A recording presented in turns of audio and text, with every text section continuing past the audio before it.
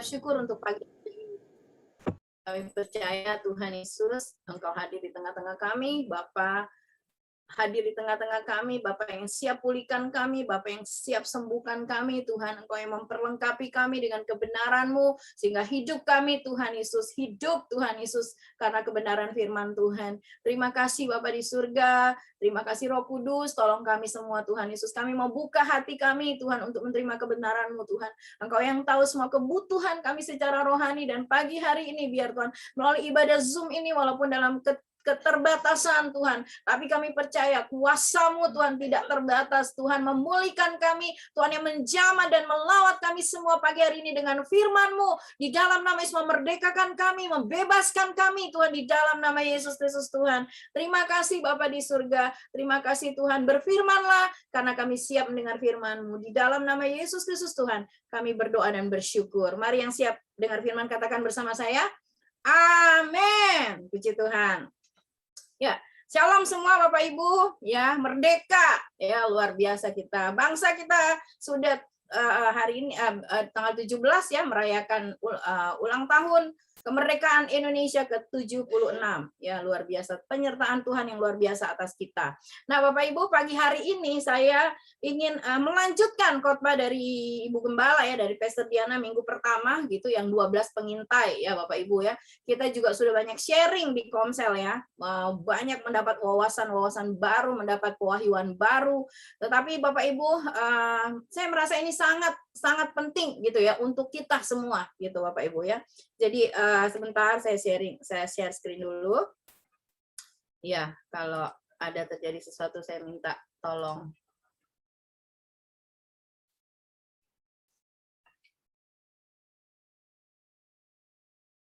Oke. Ya, sebentar ya Bapak Ibu. Ya. Khotbah saya pagi hari ini saya beri judul, bentar. Melihat, bentar Bapak Ibu saya pin dulu sebentar. Ya, oke. Ya. Saya beri judul Bapak Ibu, Seeing the Unseen ya, atau melihat yang tak terlihat ya. Bagaimana caranya melihat yang tak terlihat ya? Karena secara natural ya, secara natural mata kita ini fungsinya melihat yang terlihat, ya kan Bapak Ibu? Hidup kita banyak dipengaruhi oleh visual, ya, visualisasi gitu ya. Apa yang terlihat secara kasat mata gitu ya. Dan dengan menggunakan indera penglihatan atau mata gitu Bapak Ibu ya. Tetapi Bapak Ibu, melihat dengan mata kita yang secara kasat mata ini sangat terbatas ya. Ruang gerak sangat terbatas. Juga jika kita bahkan tidak melihat ya. Misalnya kita mengalami masalah dengan mata kita atau buta gitu Bapak Ibu ya. Nah, tetapi pagi hari ini ya mungkin juga, tetapi ada banyak mungkinnya orang buta gitu yang justru mereka malah melihat dengan hati, malah mereka yang bisa lebih melihat gitu, karena mereka tidak melihat dengan mata jasmani tapi mereka melihat dengan hati. Ya Bapak Ibu, apa yang kita lihat dengan mata jasmani kita akan sangat mempengaruhi emosi, pilihan-pilihan, dan keputusan juga hasil hidup kita. Sekali lagi ya Bapak Ibu, apa yang kita lihat dengan mata jasmani kita ini Bapak Ibu, itu akan sangat mempengaruhi emosi, ya kan? Ya, emosi kita gitu ya, pilihan-pilihan, keputusan juga hasil hidup kita. Coba Bapak Ibu ya, siapa yang suka belanja online di sini ya, kan sekarang kan udah susah gitu untuk keluar gitu ya, repot gitu ya untuk keluar. Banyak orang beralih gitu ya untuk belanja online ya kan, memakai aplikasi gitu, kemudian berbelanja, kemudian nanti kita bayar gitu ya melalui aplikasi pembayaran, kemudian barangnya diantar ke rumah kita nggak perlu keluar. Tetapi banyak sering juga Bapak Ibu ya kita kecewa gitu. Kenapa kecewa gitu? Karena Lah kita apa namanya, kita ekspektasi atau apa ya, harapan kita gitu ya, yang datang itu seperti apa yang kita lihat gitu. Karena ternyata di online shop itu Bapak Ibu ya, tidak semuanya yang kita lihat gitu ya pada saat itu di gambar yang termuat di toko-toko online itu sama dengan produk yang mereka jual gitu ya, dibalik dari gambar itu gitu ya Bapak Ibu. Satu saat saya pernah mau beli kipas angin nih Bapak Ibu ya. Di situ kan kipas anginnya terlihat gede gitu ya, gede, dan dia bilang ada promo gitu ya. Wah, saya langsung tertarik nih, saya bilang udah beli nih gitu ya. Kita kipas anginnya di rumah udah rusak nih gitu. Akhirnya saya beli gitu dengan harapan, dengan ekspektasi saya nih apa, kipas anginnya itu gede gitu. Tapi ketika datang Bapak Ibu ya, kipas anginnya tuh kipas angin apa ya, table gitu, ditaruh di meja yang kecil itu gitu ya. Ya, jadi tidak seperti yang saya harapkan gitu ya.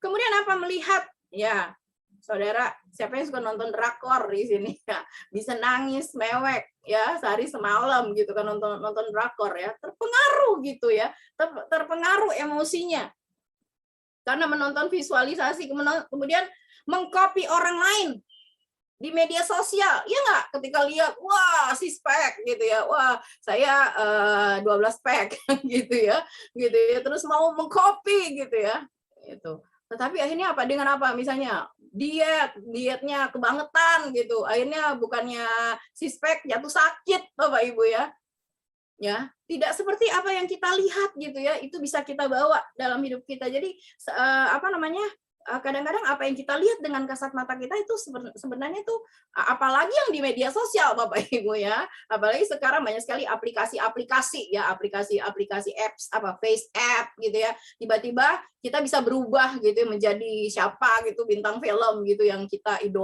idolakan, yang iya apa iya Bapak Ibu ya. Terus apa? Melihat berita-berita ketidakadilan, ya kan? Gitu ya di media-media itu membuat kita marah.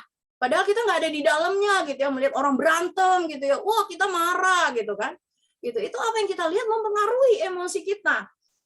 Melihat kondisi sulit. Ya, seperti sekarang ini ya, melihat semua berita-berita gitu ya. Bisa membuat kita apa? Apatis, pesimis, hilang harapan. Ya kan? Sangat mempengaruhi apa yang kita lihat secara mata jasmani kita, sangat mempengaruhi Bapak Ibu hidup kita. Hidup kita banyak dan sering dipengaruhi dan terpengaruh dari apa yang kita lihat dengan mata jasmani, padahal mata jasmani kita terbatas. Nih saya lihat, oh ya oke. Kita belum baca firman ya, maaf ya Bapak Ibu. Kita baca firmannya dulu Bapak Ibu ya. Melihat yang tak terlihat. Ini sebenarnya satu perikop, tapi karena dia ada 23 ayat, kita baca saja ayat 15-17. 2 Raja-Raja 6 ayat 15-17 ya. Mari Bapak Ibu kita baca bersama-sama. Bapak Ibu baca dari rumah, saya baca dari rumah saya juga. 1, 2, ayat 15 mulai. 1, 2, 3. Ketika pelayan abdi Allah bangun pagi-pagi dan keluar, maka tampaklah suatu tentara dengan kuda dan kereta ada di sekeliling kota itu. Lalu berkatalah bujang itu kepadanya, celaka tuanku, apakah yang akan kita perbuat?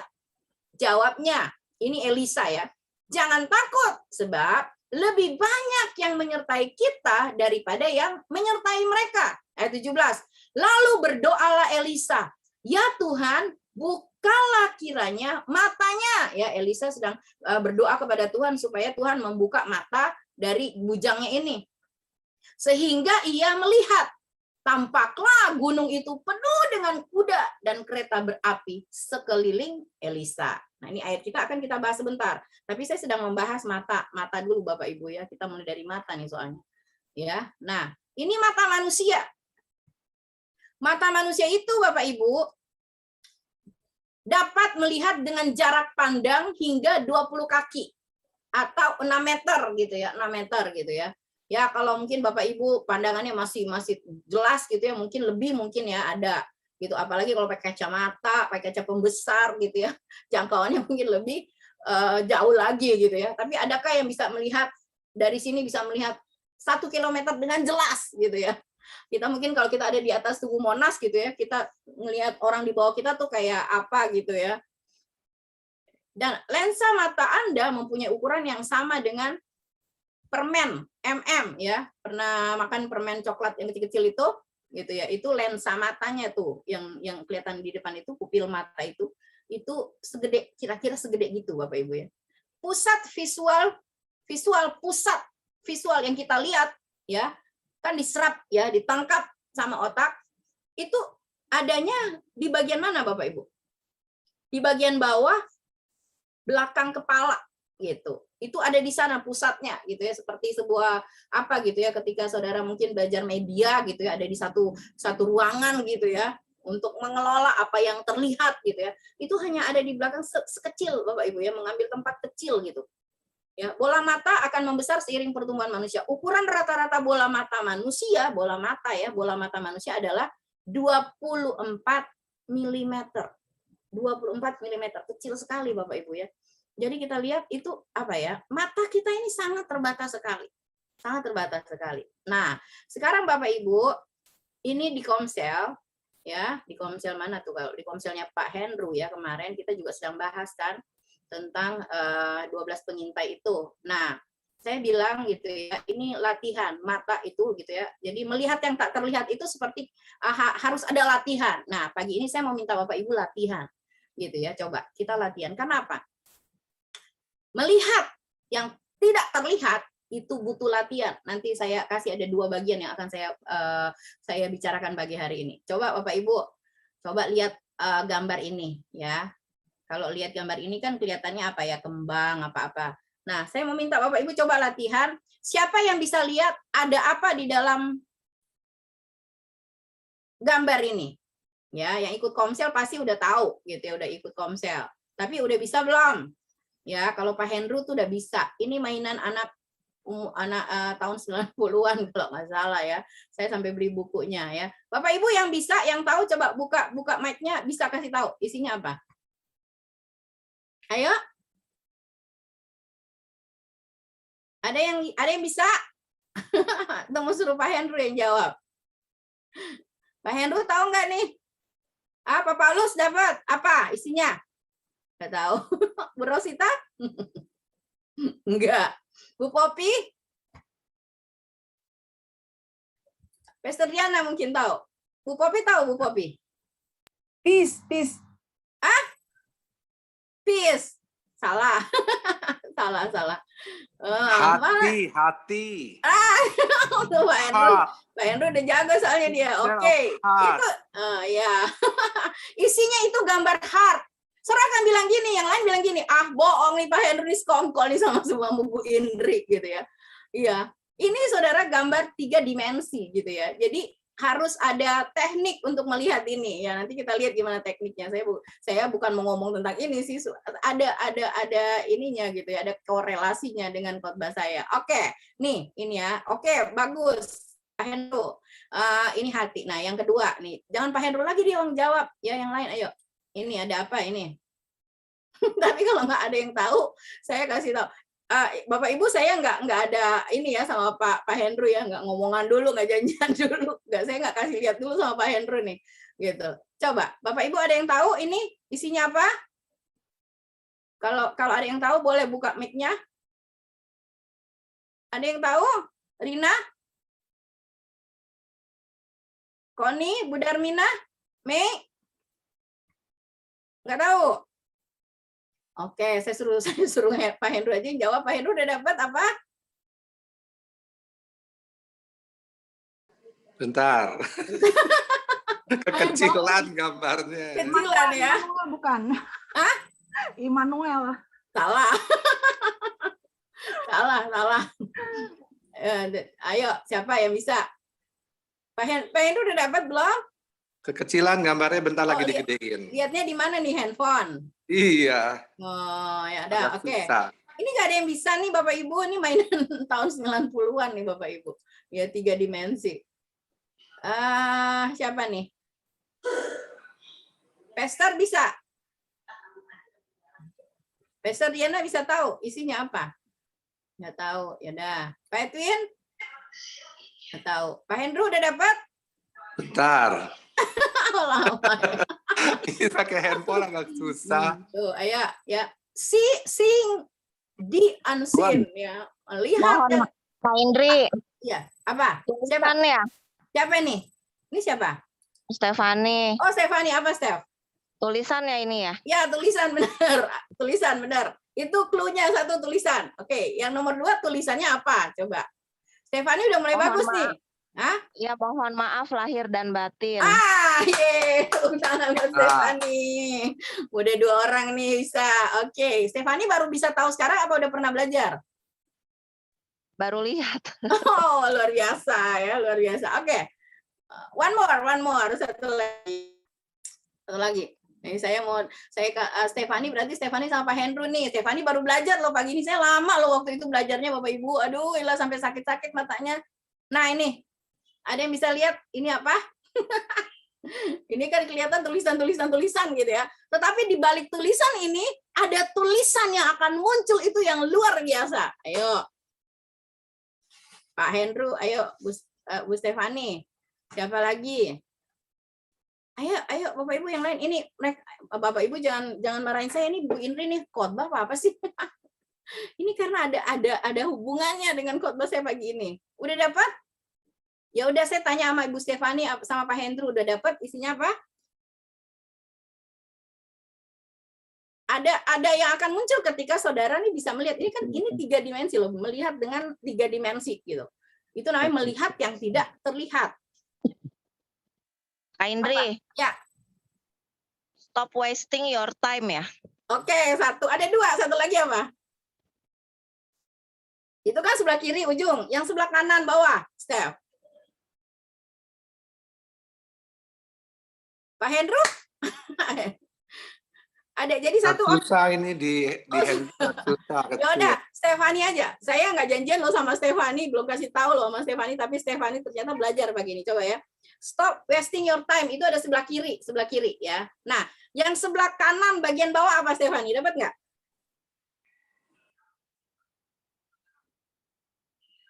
Dapat? Sebelah kanan bawah itu clue-nya. Yang satu kan sebelah kiri nih, yang tadi ya, stop wasting your time. Nah, itu ada sebelah kanan lagi. Udah dapat, Chef? Belum ya? Pak Hendro nggak dapat? Saya jawab aja ya. Ya, oke. Yang tadi yang Stefani bilang itu, stop wasting your time. Dia ada di sebelah kiri atas. Yang satu lagi, get life. Ada di sebelah kanan bawah. Ya, ada di sebelah kanan bawah. Ya, Bapak Ibu cari, kalau mau latihan bisa cari ini di Google, cari aja latihan melihat gambar 3 dimensi, ya. Oke, ya, thank you ya. Jadi ngerti ya. Nah, ini sebenarnya ada cara-caranya sih, sebenarnya saya tulis di sini ya. Latihan melihat gambar Terraform 3D. Ya, saudara bisa lihat aja di Google, saya nggak usah karena ini bukan khotbah saya gitu ya. Ya, oke. Nah, sini Bapak Ibu, saya balik lagi. Jadi melihat yang tidak terlihat ya. Hidup kita, tadi saya udah bilang ya Bapak Ibu ya. Hidup kita banyak dan sering dipengaruhi atau terpengaruh dari apa yang kita lihat dengan mata jasmani, tapi sangat jarang hidup kita dipengaruhi dengan apa yang tak terlihat secara mata rohani ya, atau iman ya Bapak Ibu. Sebentar Bapak Ibu, ini ada distraction nih saya. Kita jarang melihat dengan mata rohani atau dengan iman, yaitu pribadi Tuhan Yesus Kristus melalui firman-Nya dan karya Roh Kudus-Nya, ya kan? Ya, kita lebih sering kecenderungan kita Bapak Ibu itu melihat apa yang terlihat dengan mata jasmani, gitu ya.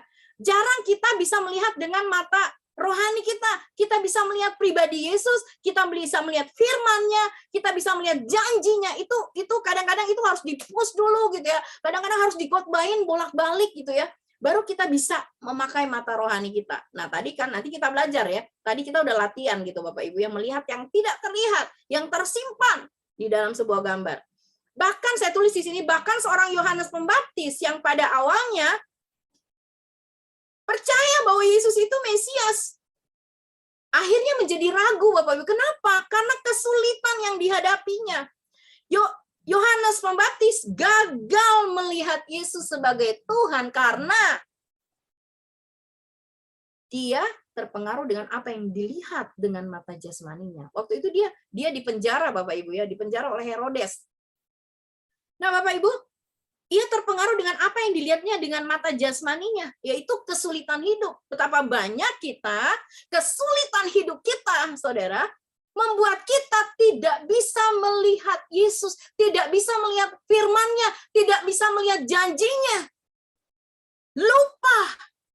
Padahal sering banget dikotbahin ya. Wah, dikotbahin di gereja, di ibadah-ibadah, di komsel, dimanapun Bapak Ibu ya, kita dengar YouTube, dari kita berkelana dari satu YouTube ke YouTube yang lain, dengar firman semuanya. Tetapi ketika kesulitan datang gitu ya, semua itu buyar. Kita tidak bisa melihat dengan mata rohani. Kesulitan hidup kadang membuat kita meragukan keilahian Yesus. Karena kita terpengaruh dengan apa yang kita lihat di depan mata jasmani kita. Padahal firman Tuhan mengatakan 2 Korintus 5 ayat 7, sebab hidup kami ini adalah hidup karena percaya, bukan karena melihat. Ya, percaya di sini adalah apa, Bapak Ibu? Melihat dengan mata rohani, melihat dengan mata iman. Percaya, melihat yang tidak terlihat. Ya, percaya itu melihat yang tidak terlihat. Kita akan bahas sebentar Ibrani 11 ayat 1 ya. Nah, nanti kita lihat cerita dari yang kita baca tadi tentang Elisa. Kemudian tadi Saudara ya, saya ke PowerPoint saya dulu. Oke. Nah, ini Bapak Ibu ya. Bagaimana kita bisa melihat yang tidak terlihat? Bagaimana kita bisa melihat ya kenyataannya Tuhan? Bagaimana kita bisa melihat dalam dimensinya Tuhan? Gitu ya. Karena apa Bapak Ibu? Semua yang ada di dunia ini Bapak Ibu, itu semuanya tidak kekal. Semuanya banyak yang apa? Semuanya banyak yang kamuflase. Apa yang kita lihat dengan mata jasmani kita kadang itu hanyalah fata morgana, bahkan banyak yang membuat kita menjadi gagal, bahkan menghancurkan hidup kita. Nah, Bapak Ibu, kita lihat yang kita baca ayat-ayat tadi ya. 2 Raja-Raja 6 ayat 16 saya tulis di situ ya. Bapak Ibu bisa baca di situ.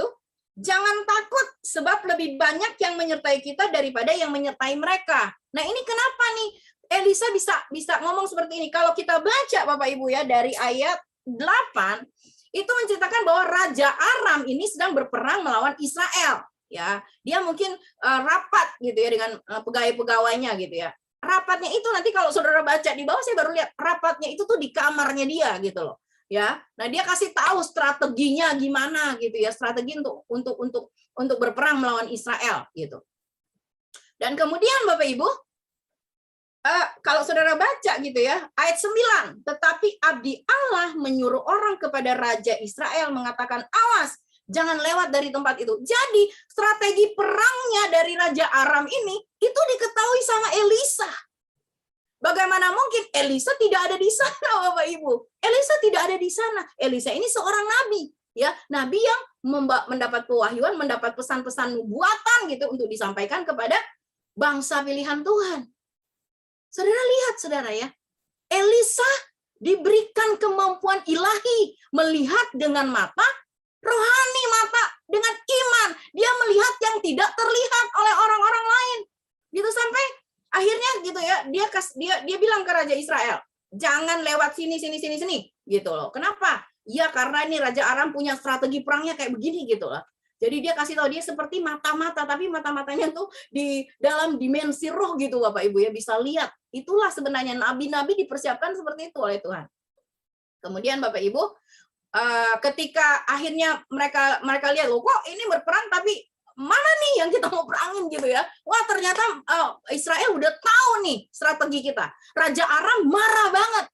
Dia panggil pegawai-pegawainya, dia interogasi ya, siapa tahu ada di antara pegawainya yang menjadi mata-mata nih. Sampai akhirnya kasih tahu sama Raja Israel, ya, sama tentara Israel gitu strategi perangnya.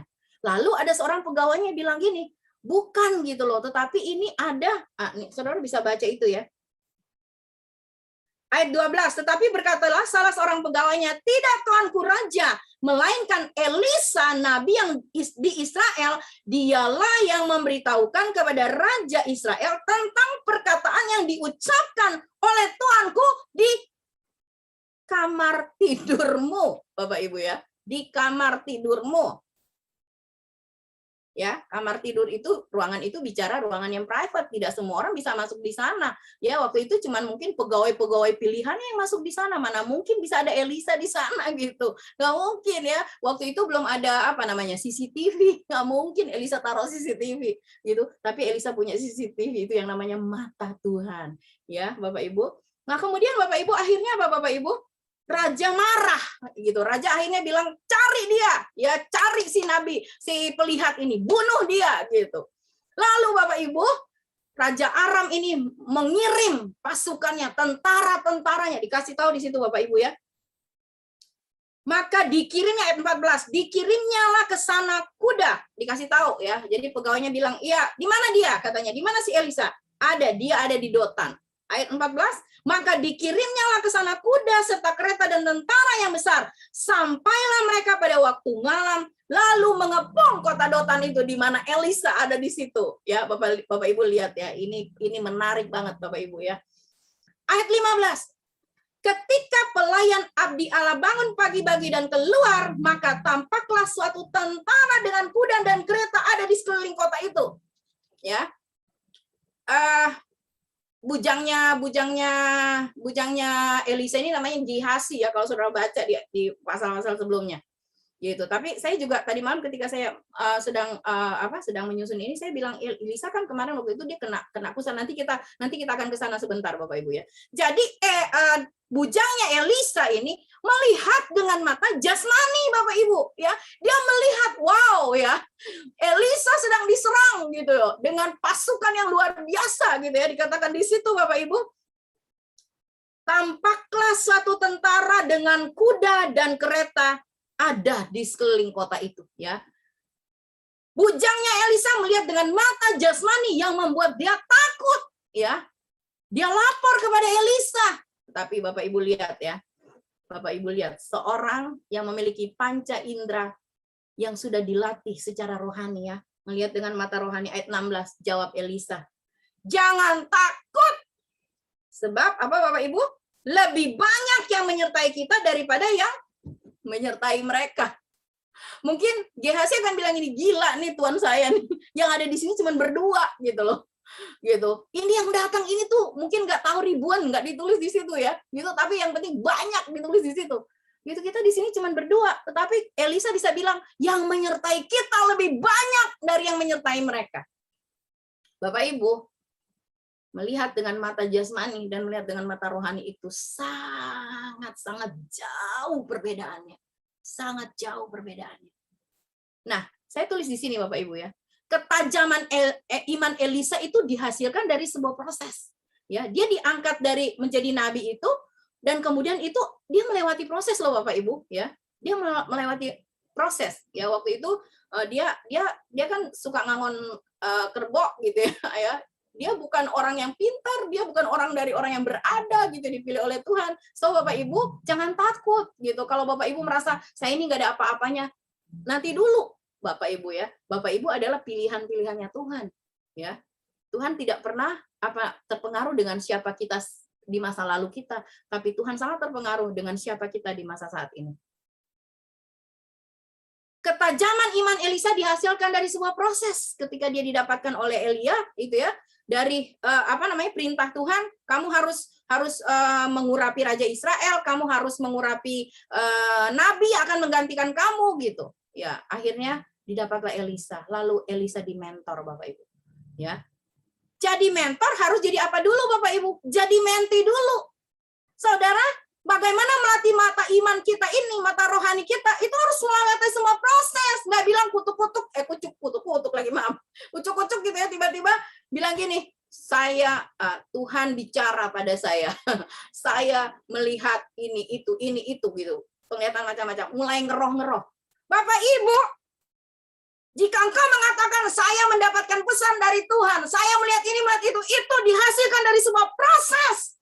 proses engkau mengenal Dia yang akan memberikan message-nya kepada umatnya melalui engkau.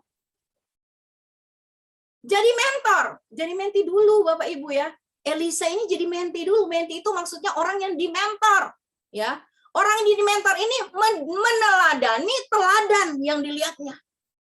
Elisa dimentor Elia, di empowering, di equipping, didampingi, diperlengkapi dan dimaksimalkan potensinya Bapak Ibu, ya. Selama melayani Saudara, Elisa terus mengikuti Elia. Dimanapun Elia pergi, Elisa melihat betapa luar biasa Tuhan memakai, Elisa melihat betapa Tuhan luar biasa memakai Elia. Dan Bapak Ibu, Elisa tidak hanya mendapatkan pengetahuan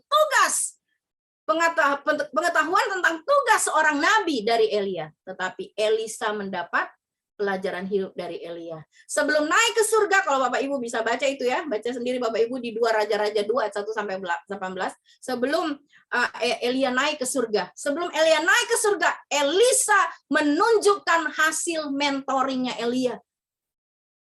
Ya, Bapak Ibu, kalau kita bilang kita mentor gitu ya, harus ada hasil dari mentoring kita. Ya, jadi tanda tanya jika sebuah gereja tidak menghasilkan menti-menti yang sudah siap menjadi mentor. Elisa, Bapak kalau baca di situ ya, sebelum naik ke surga, Elisa menunjukkan hasil mentoring Elia. Apa sih itu? Setia pada panggilan. Ya, ketika Elia mengatakan kamu dari Gilgal ya, udah kamu di sini aja ya, Elisa, karena Tuhan menyuruh saya ke Betel. Elisa tidak mau tinggal, Elisa terus ikut. Kemudian dari mana lagi? Dari Betel. Tuhan menyuruh Elia ke Yeriko. Elisa terus ikut. Ya, dari Yeriko sampai ke Yordan, Elisa terus ikut. Apapun yang terjadi, Elisa sudah belajar tentang kesetiaan. Bapak Ibu, dari mana ketajaman iman Elisa? Dihasilkan dari sebuah proses. Proses apa Bapak Ibu? Proses menjadi menti, ya, di mentor. Bapak Ibu, kalau banyak di antara kita hari-hari ini hidup kita bebas merdeka gitu ya. Kita lakukan sesuka hati kita. Mungkin karena Bapak Ibu tidak punya yang namanya mentor secara rohani. Ya, di Komsel Bapak Ibu bisa di mentor. Di sana ada gembala-gembala sel. Bapak Ibu yang akan memperhatikan semua keperluan Bapak Ibu, khususnya kebutuhan-kebutuhan secara rohani. So mari ikut Komsel Bapak Ibu ya. Kemudian apa lagi Saudara? Dalam hidup kita menjalani proses ya. Menjadi ayah itu jadi anak dulu. Amin. Iya kan? Enggak kucuk-kucuk kita jadi ayah gitu ya. Kita jadi anak dulu Bapak Ibu ya. Kita di sana belajar spirit of sonship. Kita belajar mengerti hati Bapa. Ada pembelajaran di sana gitu, bagaimana kita mengerti hati Bapa. Jadi guru, jadi murid dulu Bapak Ibu. Banyak orang kepengennya langsung jadi guru, langsung kritik-kritik orang, langsung nasihatin orang. Tapi tidak pernah menjadi murid, tidak pernah dimuridkan, ya. Dimuridkan apa sih Bapak Ibu? Rela didisiplin. Makanya namanya disciple. Ya, murid. Ya, murid itu harus dimuridkan. Harus diajarin Bapak Ibu. Bagaimana mungkin kita bilang, wah kita ini hebat gitu ya, kita bisa ngomong rohani dari A sampai Z gitu ya, kita hafal gitu. Tapi kita itu hanya di permukaan dan hanya sebagai pengetahuan. Saya ulang-ulang, hanya sebagai pengetahuan ya, hanya untuk show off. Kita tidak akan melihat kekayaan yang besar di dalam firman Tuhan. Kita tidak akan bisa melihat harta karun yang tersimpan dalam firman Tuhan. Karena kita menjadikan itu pengetahuan. Kalau kita jadi murid, kita bukan cuma belajar firman, Bapak Ibu. Tapi kita belajar didisiplin dari firman itu. Jika ada yang salah, kita ditegur. Supaya apa? Kita menjadi lebih baik lagi. Jadi yang dipimpin Bapak Ibu. Jadi pemimpin dulu Bapak Ibu. Jadi pemimpin dulu. Saya ingat dulu ya, ada anak TK gitu ya. Dia kan sok-sokan gitu ya. Dia ngerasa dia paling heboh. Di kelas dia paling hebat. Suka marah-marahin, suka suruh-suruh teman-temannya. Nah, satu saat guru kepala sekolahnya masuk ke dalam. Dia panggil anak ini. Ya, bukan dia panggil, dia katakan gini. Pemimpin di kelas ini adalah ibu, katanya. Wali kelas, kepala sekolah. Pemimpin di sekolah ini adalah ibu. Jadi anak-anak harus mengikuti ibu ya, gitu. Lalu selesai itu, dia datang, anak ini datang ke ruangan kepala sekolahnya. Dia bilang gini, "Ibu, kenapa ibu bilang kita harus ngikutin ibu?" katanya. "Teman-teman harus ngikutin saya," katanya gitu. Ibunya bilang gini, "Nak, kamu harus belajar dulu ya.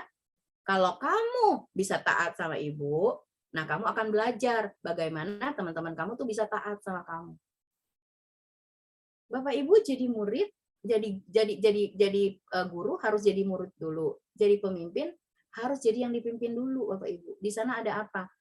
Ada yang namanya tunduk dan taat. Ya. Kita bermimpi mungkin ya, wah semua gitu ya, apa yang kita imani terjadi. Makanya saya bilang kayak kemarin saya ngomongkan gitu ya, orang deklarasi firman Mazmur 91 ayat 1 sampai ayat yang ke-13. Wah, heboh tiap hari. Iya, saya juga bilang, saya juga deklarasi loh Mazmur 91. Tapi bukan Mazmur 91 itu seperti menjadi apa ya? Seperti sebuah apa namanya ya? Apa sih namanya tuh? Apa yang orang bilang, saya jadi lupa. Ya. Kita jangan buat itu, Bapak Ibu. Mantra. Itu dia tuh. Thank you Bapak Budi. Tuh susah banget sih. Itu jangan buat itu seperti sebuah mantra gitu ya. Jadi ketika kita ngomong gitu ya, wah itu harus terjadi. Nah, ketika itu tidak terjadi gitu ya, bahkan ada hal di sebaliknya terjadi, kita apa? Jadi kecewa sama Tuhan. Karena apa? Kita lupa ayat 14 sampai ayat 16. Gitu, di sana dikasih tahu siapa sih orang yang diluputkan Tuhan, siapa sih orang yang dilindungi Tuhan. Orang yang apa? Melekat sama Tuhan, orang yang mengenal Tuhan. Ya, Pak, iya Bapak Ibu. Ya. Jadi jangan sok-sokan gitu ya. Kita apalagi yang orang yang suka ngerogro, sorry banget gitu loh, ya. Suka bilang saya dengar dari Tuhan, tapi tidak ada proses gitu loh dalam kehidupannya ya. Proses mengiring Tuhan, proses ketaatan, proses ujian, iman dan lain-lain sebagainya gitu. Hidupnya nggak mau dibentuk sama firman Tuhan. Jangan bilang kita bisa lihat. Jangan-jangan saudara ada di dunia lain tuh, ya, yang suka ngelihat genderuwo dan lain sebagainya, gitu, ya. Sorry to say loh Bapak Ibu ya. Nah, oke. Ini yang pertama. Jadi bagaimana kita melihat the unseen? Unseen ini yang saya bilang gitu ya. Kita melihat pribadi Yesus melalui firman-Nya dan karya-karya Roh Kudus. Itu hal yang supranatural loh Bapak Ibu.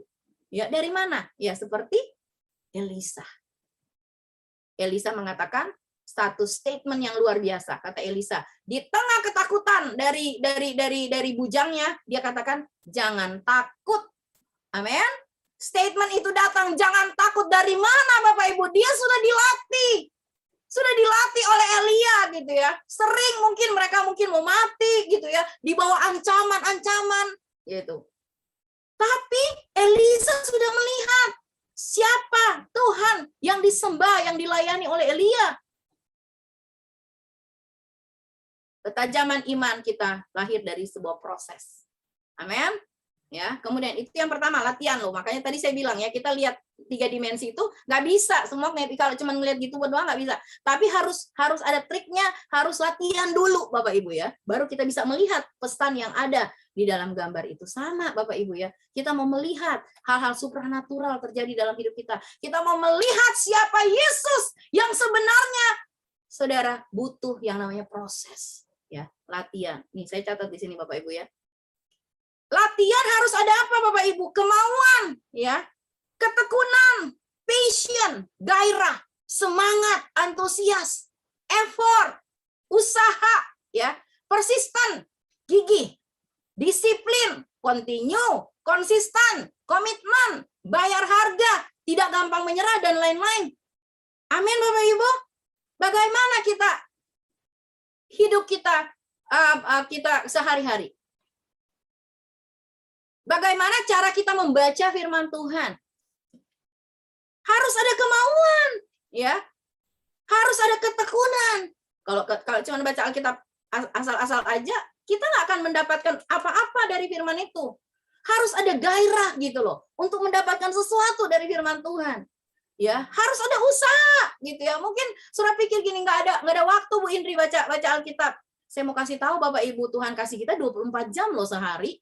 Untuk apa aja 24 jam itu?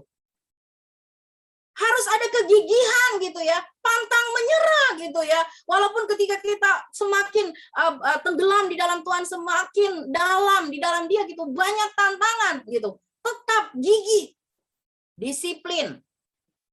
Disiplin itu ya dibangun dari apa? Ya dari latihan, itu namanya latihan kan, sehari setiap hari. Terus lakukannya apa? Continue, jangan cuma seminggu sekali atau 2 kali. Continue every day. Lalu apa? Konsisten. Melakukan itu dengan konsisten gitu. Ya, tidak berubah. Kemudian apa? Harus ada komitmen gitu. Kalau nggak ada percuma Bapak Ibu. Ya, kita menjadi anak Tuhan juga harus komitmen. Jangan hari ini anak Tuhan, besok anak setan Bapak Ibu. Ya, hari ini dengar firman, ikut ibadah Zoom, dengar firman, besok Senin jadi anak setan lagi, gitu ya. Udah mulai kata-kata sia-sia, bohong sana, bohong sini, dusta sana, dusta sini, dan lain-lain. Komitmen, bayar harga. Wah, banyak orang susah nih, mau disuruh bayar harga. Nggak bisa gitu loh, nggak bisa meninggalkan daging hidup lama, nggak bisa. Tidak gampang menyerah dan lain-lain. Ini kan harus dilatih gitu Bapak Ibu, nggak bisa kucuk-kucuk datang langsung terjadi gitu. Ini bicara latihan ya, baca Alkitab itu bicara latihan, lakukan gitu loh. Kalau saudara lakukan 1 hari, Bu, saya baca 1 ayat aja, oke nggak apa-apa. Nanti tapi kalau udah sebulan, saudara bilang sama saya, Bu, saya baca 1 ayat aja. Saya mungkin akan bilang sama Bapak Ibu, bukan nggak apa-apa, ada apa-apanya nih, gitu. Ada apa-apanya kalau cuman udah sebulan nih, cuman baca 1 ayat doang. Saudara akan bilang, tapi 1 ayat itu powerful. Iya, firman Tuhan ini berapa ayat Bapak Ibu? Alkitab ini berapa ayat? Lakukan firman Tuhan. Amin. Renungkan dan lakukan. Kita akan semakin banyak kebawahan, semakin peka akan suara Tuhan. Ya, apa yang tidak terlihat dengan mata jasmani Bapak Ibu, kita akan bisa lihat dengan mata rohani kita. Ya. Pak Budi tuh sering banget gitu kalau bawa firman gitu, Pak Budi tiba-tiba gitu ya, mau mandi lah, mau apa, tiba-tiba Tuhan bicara. Itu bukan kucuk-kucuk Tuhan bicara langsung. Ada prosesnya. Pak Budi belajar gitu ya, ikut apa namanya? Ikut bahkan mimpin konsel gitu, dengar firman, dengar orang lain menyampaikan firman. Itu ada prosesnya. Kemudian latihan apa lagi? Latihan deklarasi iman. Tapi bukan kayak tadi saya bilang itu jadi mantra Bapak Ibu ya. Deklarasi firman, deklarasi iman. Kita akan semakin kuat Bapak Ibu ya. Puasa. Nah ini Bapak Ibu puasa. Kita mungkin lupa sekarang ya. Tapi mari belajar Bapak Ibu ya. Semakin kita akan semakin mengerti. Puasa itu bukan cuma nahan makan, nahan minum Bapak Ibu ya. Tetapi ketika berpuasa itu kita memiliki penguasaan diri Bapak Ibu ya. Dan kita terus membangun hubungan sama Tuhan. Di sana kita akan mengerti kerinduan Tuhan. Saat teduh pribadi ya. Di sana ada doa, pujian, penyembahan, meditasi firman. Meditasi firman itu maksudnya bukan sekedar baca gitu, tapi ketika saudara baca, minta pewahyuan dari Roh Kudus. Roh Kudus sedang bicara apa kepada saya tentang firman ini. Ya kalau bisa ada buku gitu saudara. Saudara, maksud saya gini loh, mari kita serius gitu loh. Serius dengan Tuhan. Masa untuk dunia ini kita sering serius gitu ya, usaha lah, apalah, bisnis. Wah, seriusnya minta ampun gitu ya. Kalau bisa kerja kaki di atas kepala di bawah gitu loh. Kalau mau kerja dengan serius untuk dapatkan uang. Masa untuk perkara rohani gitu Bapak Ibu ya. Kita tidak bisa serius. Asal aja baca Alkitab gitu, enggak minta pewahyuan dari Tuhan. Saudara, saat teduh pribadi di mana saudara kita membangun hubungan kita dengan Tuhan. Di sana melalui doa. Ya, doa adalah komunikasi dengan Tuhan. Melalui pujian dan penyembahan kita naikkan syukur, kita mengatakan bahwa kita butuh Tuhan. Meditasi firman, saudara ya. Merenungkan firman itu. Sampai ada yang lompat gitu loh dari firman itu ya, bukan tiba-tiba baca tuh tiba-tiba ada semut apa lompat, bukan. Ada sesuatu gitu yang lompat gitu yang membuat kita terkaget gitu ya, seperti dibangun gitu. Wow, ternyata saya salah, harus begini gitu Bapak Ibu ya.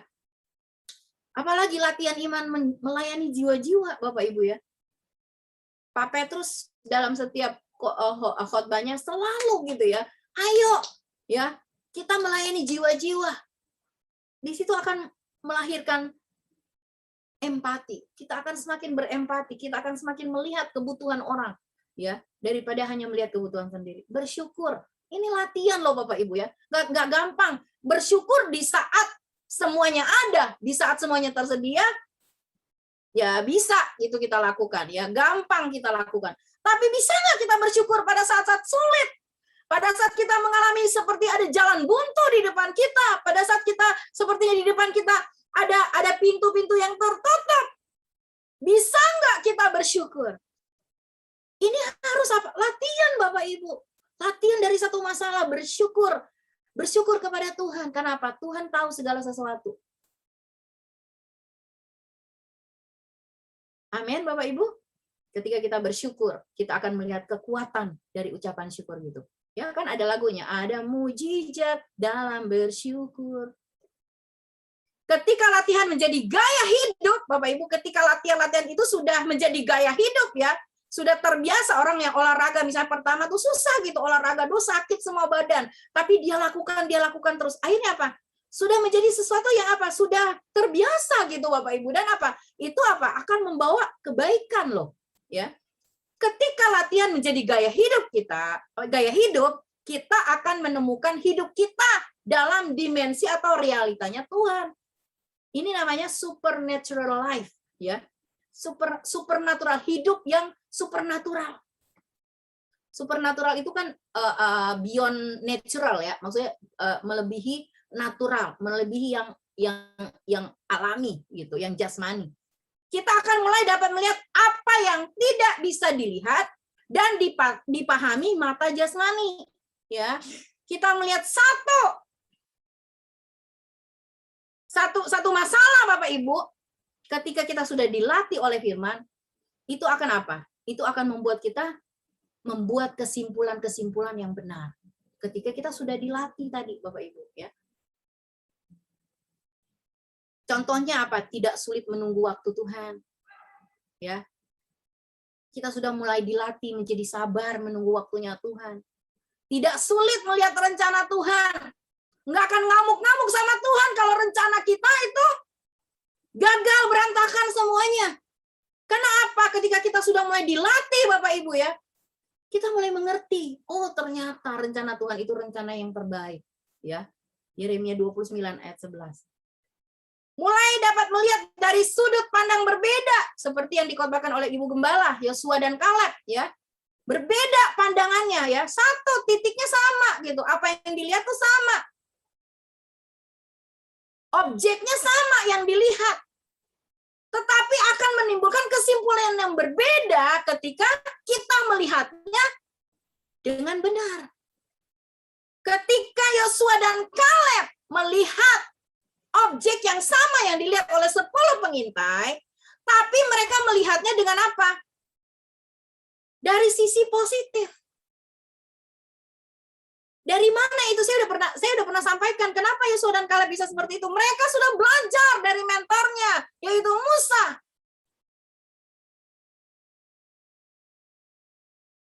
Berpikiran positif akan menyebabkan kita bisa berkata-kata positif. Dari kata-kata positif itu akan menyebabkan kita bisa bertindak positif. Coba lihat aja Bapak Ibu, kalau kita berpikiran negatif, pasti banyak kata-kata kita yang negatif. Bertindak juga pasti negatif. Percaya deh. Amsal 18 ayat 21 mengatakan hidup dan mati kita dikuasai lidah. Siapa suka menggemakannya akan memakan buahnya. Dari mana kata-kata negatif itu? Ya dari sini loh, dari pikiran. Dari pikiran akan menguasai jiwa kita. Dia menguasai tubuh kita. Jiwa gitu ya. Jiwa kalau kita biarin Bapak Ibu ya, dia akan menguasai tubuh kita dan pada akhirnya dia juga akan menguasai roh kita. Hati-hati Bapak Ibu ya. Melihat masalah dan kesulitan hidup bukan lagi sesuatu yang menakutkan, tapi akan menjadi kesempatan melihat kemuliaan Tuhan. Ini apa? Dihasilkan dari apa? Latihan. Seperti Elisa. Elisa sudah apa ya? Matanya sudah diperbaharui, bukan mata jasmani. Maksudnya dia dapat melihat dengan mata rohani. Kenapa? Karena dia mengalami proses, Bapak Ibu ya, ketika mengikuti Elia, melayani Elia, melihat semua yang diperbuat Elia, belajar dari sana. Latihan terus-menerus yang di atas, Bapak Ibu. Coba di bold line, maksudnya di garis bawahi, ya. Kalau kita latihan itu harus ada kemauan, harus tekun, harus dengan gairah, gitu ya. Ikut ibadah, ikut komsel dan lain sebagainya, harus dengan gairah, dengan antusias. Ada effort. Gigi, disiplin, continue, konsisten, komitmen. Bayar harga, tidak gampang menyerah, dan lain-lain. Amin, Bapak Ibu. Sekali lagi, sing, the unseen itu didapat dari mana? Latihan, Bapak Ibu. Ya, latihan. Sekali lagi ya, orang yang mau sehat, latihan olahraga nggak sehari, sekali doang gitu ya. Tetapi itu harus konsisten, continue, konsisten, komitmen. Amin. Kedua, ya, coba baca Bapak Ibu 2 Raja-Raja 6 ayat 17. Jawabnya, jangan takut sebab lebih banyak yang menyertai kita daripada yang menyertai mereka. Ini ayat 17 ya. Lalu berkatalah Elisa, ya. Ya Tuhan, berdoalah Elisa. Ya Tuhan, bukalah kiranya matanya. Matanya siapa nih? Mata bujangnya nih, mata si Gehasi. Bukalah kiranya matanya supaya ia melihat. Maka Tuhan membuka mata bujang itu sehingga ia melihat. Tampaklah gunung itu. Apa Bapak Ibu? Tampaklah gunung itu penuh dengan kuda, kereta berapi sekeliling Elisa, ya, yang tidak bisa dilihat dengan kasat mata. Ya, yang pertama tadi, Saudara, bagaimana kita bisa melihat, ya, pribadi Yesus, melihat semua firman karya Roh Kudus, ya. Bagaimana yang pertama tadi latihan, ya. Kemudian yang kedua, membuka mata rohani kita. Bujang Elisa, Gehasi tidak buta secara jasmani. Ya, buktinya dia bisa lihat kan yang datang tentara yang besar itu gitu ya, kereta berkuda. Tapi Gehasi buta secara rohani. Dari mana Bapak Ibu bisa baca di pasal 5? Kita akan menemukan kebutaan rohani Gehasi, ya. Waktu ada seorang Naaman gitu ya yang datang gitu ya, minta disembuhkan gitu oleh Elisa gitu ya. Elisa nggak minta bayaran gitu ya.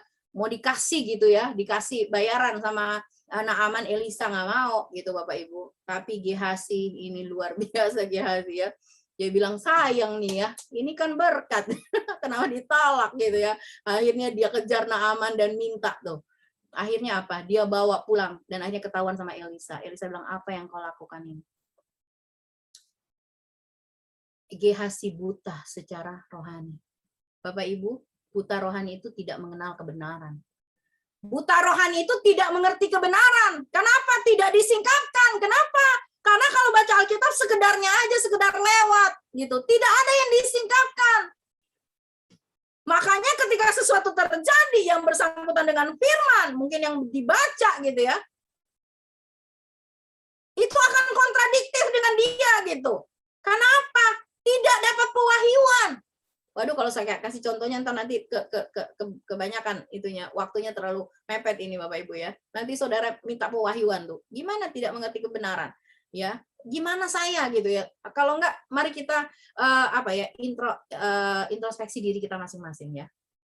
Adakah ketika kita membaca firman itu ada yang disingkapkan gitu, ada pewahyuan yang datang. Buta rohani menolak kebenaran. Menolak kebenaran. Kebenaran datang menolak. Firman yang enak-enak, firman yang bikin ketawa-ketawa, ketiwi, diterima enak gitu, dimakan enak. Tapi kalau firman yang pernah saya kasih tahu tentang solid food, gitu, makan keras, kadang-kadang pengen tutup kuping. Gitu, bahkan nanti kalau dia yang khotbah lagi nggak usah ikut. Saya sih nggak apa-apa Bapak Ibu ya. Gitu, tetapi Bapak Ibu, kalau kita menolak kebenaran, kita yang akan berhadapan dengan kebenaran itu sendiri. Firman itu akan menjadi hakim loh buat kita. Hidup dalam dosa, fasik ya. Tahu kebenaran tapi tidak melakukan. Tahu tahu firman Tuhan, tapi sekedar tahu aja yang saya bilang tadi, sekedar pengetahuan aja. Hidup sih tetap aja hidup berdosa, ya. Orang fasik itu kan orang yang tahu kebenaran tapi tidak melakukan. Yesaya 29 ayat 13 Tuhan mengatakan, dengan bibir mereka memuliakan Tuhan tetapi hati mereka menjauh. Itu namanya buta rohani Bapak Ibu ya. Hanya memuliakan Tuhan dengan bibir tetapi hati menjauh dari Tuhan. Terus apa lagi? Egois ya. Semuanya hanya buat dia, semuanya hanya buat dia dan lain-lain.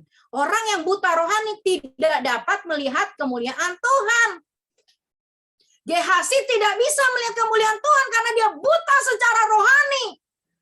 Padahal dia ngikut Elisa loh. Bapak Ibu, tidak semua orang yang namanya orang Kristen itu mata rohaninya semua terbuka, banyak juga yang tertutup matanya, mata rohaninya.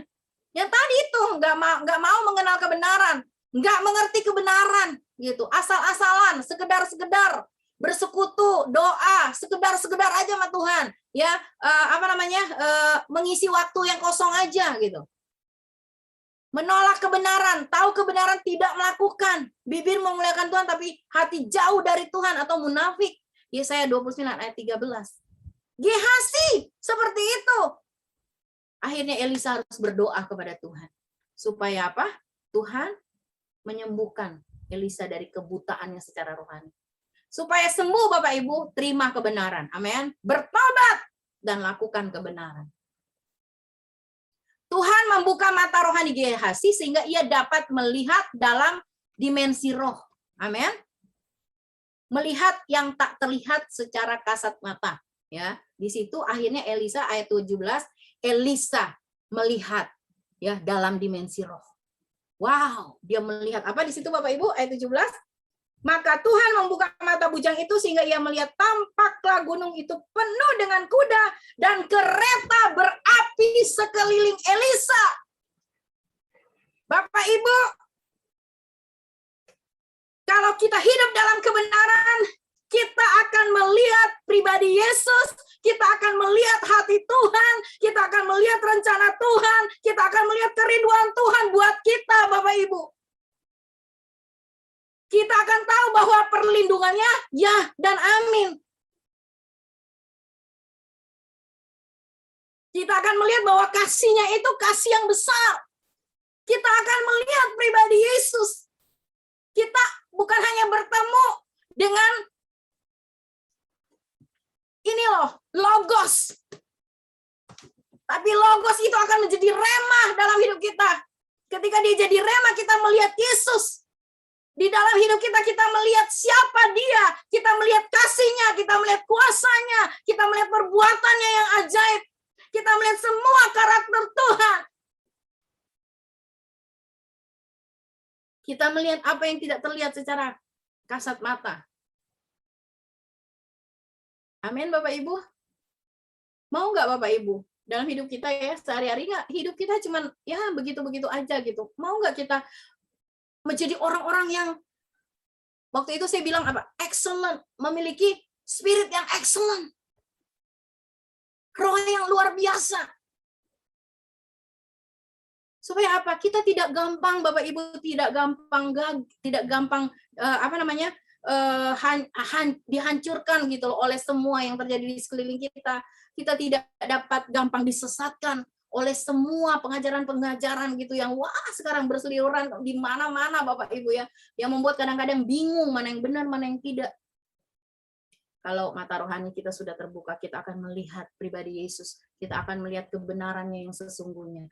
Firman Tuhan mengatakan kebenaran itu memerdekakan. Di mana ada kebenaran, di situ ada kemerdekaan. Amin Bapak Ibu. Ya, jadi Bapak Ibu yang pertama, supaya kita bisa melihat yang tidak terlihat. Satu, latihan Bapak Ibu. Amin. Kedua, buka mata rohani kita. Ya, iman adalah mata rohani melihat yang tidak kelihatan.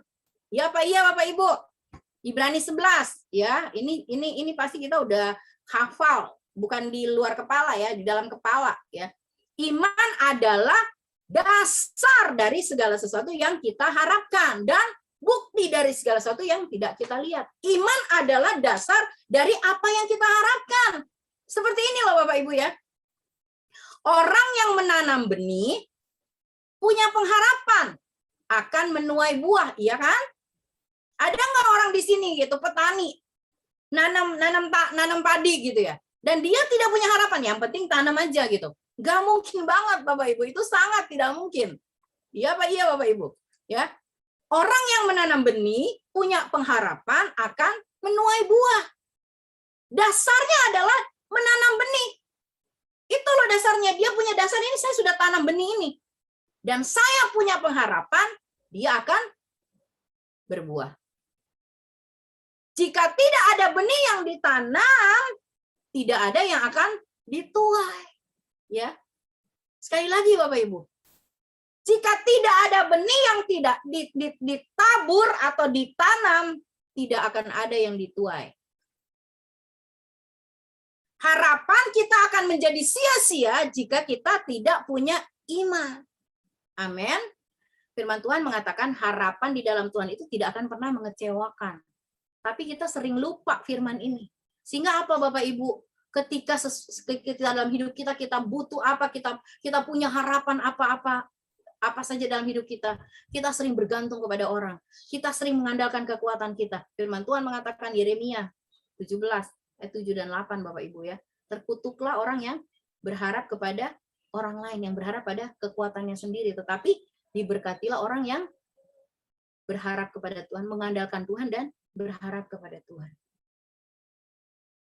Iman adalah dasar dari apa yang kita harapkan. Iman adalah bukti dari segala sesuatu yang tidak kita lihat. Orang yang menanam benih itu adalah bukti Bapak Ibu, ya enggak? Ya. Dia nanam benih nih ya, nanam benih. Benih itu adalah bukti bahwa itu satu saat akan menjadi buah. Belum terlihat, apalagi kalau benih yang ditanam gitu ya, di dalam tanah gitu. Tidak terlihat gitu loh. Mungkin kalau dia bilang gini, nih saya nanam misalnya nanam durian gitu ya. Orang akan bilang gini, mana duriannya? Ada gitu loh. Ya mana nggak ada? Ada. Adanya mungkin 5 tahun ke depan Bapak Ibu, tapi ada. Tidak terlihat secara kasat mata. Itu iman, tapi sudah ada. Amin Bapak Ibu. Orang yang menanam benih itu adalah bukti dari buah yang belum terlihat. Sudah ada, walaupun belum terlihat. Gimana nanti terlihat? Butuh yang namanya proses. Amin Bapak Ibu, butuh yang namanya proses. Ya, proses apa? Proses memberi pupuk, proses menyirami, proses apa mengeluarkan semua yang tidak penting ketika dia mulai bertumbuh. Ya, apa iya Bapak Ibu? Demikian juga hidup kita. Iman adalah bukti dari segala sesuatu yang tidak kita lihat. Bukannya tidak ada, belum terlihat.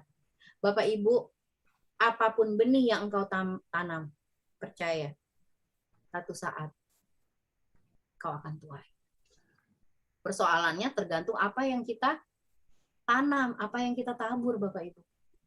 Makanya mari banyaklah menabur kebaikan, banyak menabur kasih. Amin.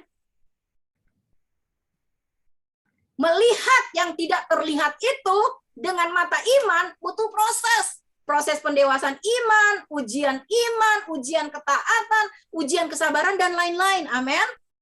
Amin Bapak Ibu. Ya. Elisa mengakhiri iman dan pengharapannya dengan kasih. Ya, saya udah mau selesai Bapak Ibu ya. Maaf kalau terlalu lama mungkin ya.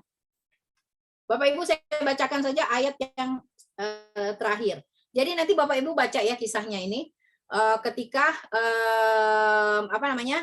pegawai dari Raja Aram itu, tentara Raja Aram itu datang menyerang dia Bapak Ibu ya. Kemudian di ayat seterusnya ayat 18 itu Elisa berdoa kepada Tuhan supaya mata dari tentara-tentara Raja Aram ini dibutakan. Dan ketika sudah dibutakan, mereka bawa itu ada ceritanya, alur ceritanya, sampai akhirnya mereka tiba-tiba udah ada di Samaria gitu. Mereka kaget. Lalu dalam kondisi mereka terbelenggu Bapak Ibu ya, sehingga orang-orang Israel itu bilang, mau diapakan nih orang-orang, mau dibunuh atau apa? Gitu Saudara lihat ya, ayat 20.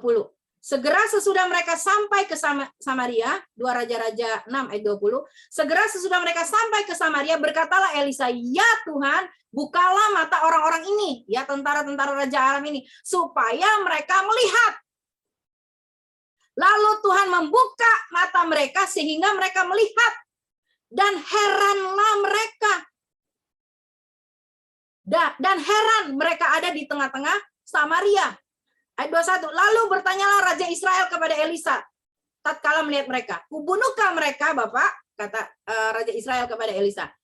Jawab Elisa, ya, "Jangan. Biasakah kau bunuh yang kau tawan dengan pedangmu dan dengan panahmu? Tetapi hidangkanlah makanan dan minuman di depan mereka, supaya mereka makan dan minum lalu pulang kepada tuan mereka." Ini kan seperti sesuatu yang aneh gitu ya. Ini musuh nih, ya. Sudah ada nih, sudah dibawa Tuhan nih.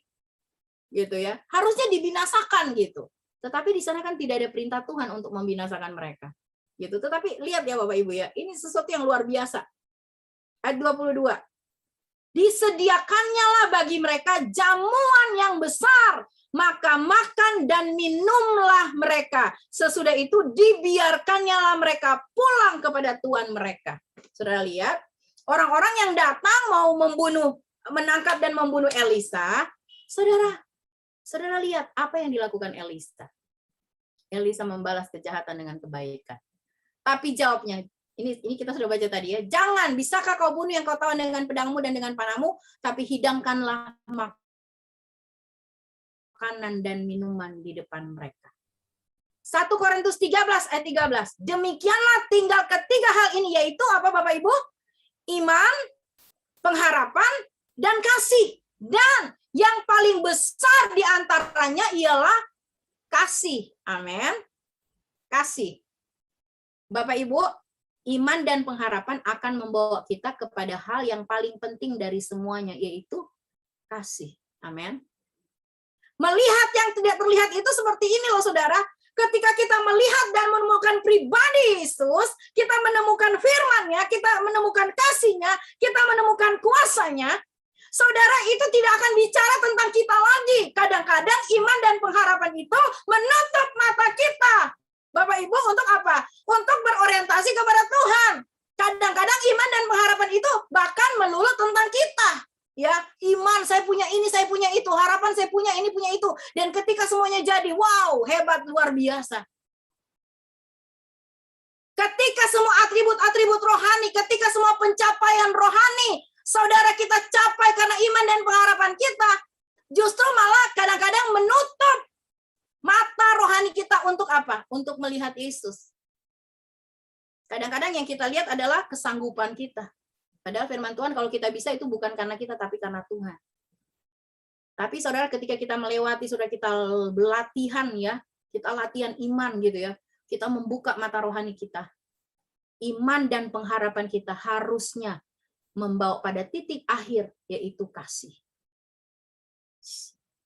Siapa sih kasih itu? Yesus, amin. Dia bukan memiliki kasih. Yesus adalah kasih, amin. Sehingga Bapak Ibu, semua harapan kita, semua apa yang kita inginkan, semua apa yang ingin kita capai dalam hidup kita, Bapak Ibu, itu bukan lagi melulu karena kita, itu bukan lagi melulu untuk kita, tetapi untuk Yesus, untuk hatinya, untuk kehendaknya, untuk tujuannya, untuk agendanya, amin. Iman dan pengharapan kita tidak lagi membabi buta, Bapak Ibu, ya. Tetapi kita punya, di sana kita punya kita punya tujuan. Tujuannya tujuan ilahi. Amin Bapak Ibu. Hasilnya Bapak Ibu lihat ketika ya Elisa ini sudah sangat terlatih gitu. Sudah sangat terlatih, dia melihat yang tidak kelihatan, dia melihat pribadi Allahnya yang dia sembah. Yang terakhir Bapak Ibu, apa yang terjadi? 2 Raja-Raja 6 ayat 23. Sejak itu tidak ada lagi gerombolan-gerombolan Aram memasuki negari Israel. Saudara, ketika hidup kita sudah bicara tentang Tuhan, ketika orientasi hidup kita sudah bicara tentang Tuhan, hal-hal yang tidak mustahil itu, hal-hal yang mustahil itu akan menjadi tidak mustahil. Amin. Mujizat apapun itu, saudara, kita nggak usah teriak-teriak lagi sama Tuhan. tapi itu akan terjadi. Saudara, melihat yang tidak terlihat adalah melihat janji Tuhan. Butuh proses, latihan, buka mata rohani kita. Amin Bapak Ibu, dan semuanya akan terjadi. Saya kalau mau cerita Bapak Ibu tentang kesaksian hidup saya, terlalu panjang Bapak Ibu. Tetapi yang saya lihat begini Bapak Ibu, ketika kita melakukan sesuatu Bapak Ibu, lakukan bukan karena apa? Lakukan bukan karena kamu memang harus melakukan itu untuk kamu. Tetapi lakukan itu karena saya tahu di dalamnya nama Yesus harus dimuliakan. Apapun yang kita lakukan di dalamnya, ingat Bapak Ibu, nama Yesus harus dimuliakan.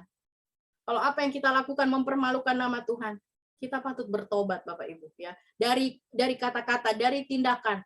Kalau itu mempermalukan nama Tuhan, kita patut bertobat.